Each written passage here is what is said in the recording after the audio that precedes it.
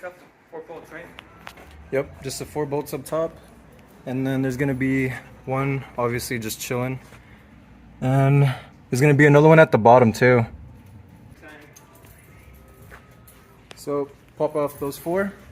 There's gonna be a stud here that you pop off with the 17. There's gonna be another one right there at the bottom. Took them off. They're around here somewhere. Now we're just gonna tap them out so that way we can take the strut out and throw in the coil. Stock coil is out.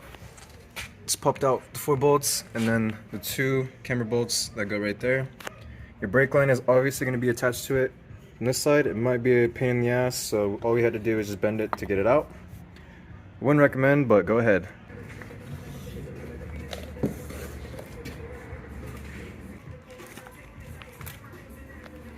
Don't need them.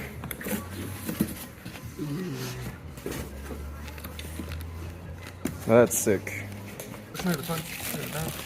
They should have them labeled like on this little tag right there where it says Mazda. So right already off the rip, this thing is not maxed out, but I'm pretty sure that can go a little lower, but yeah, it looks pretty solid in there already. Just to make sure it's right, the line or measurements right there, it's your camber, so make sure it's like facing that way.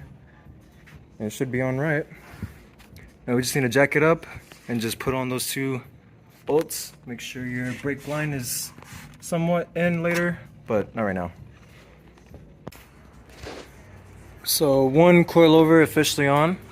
Took not too long, but you know how it is whenever certain bolts and certain studs don't go according to plan.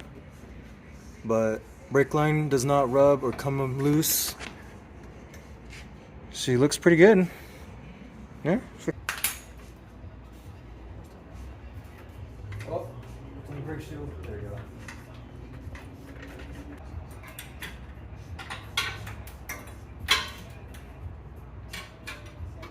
Alright, you're back to normal.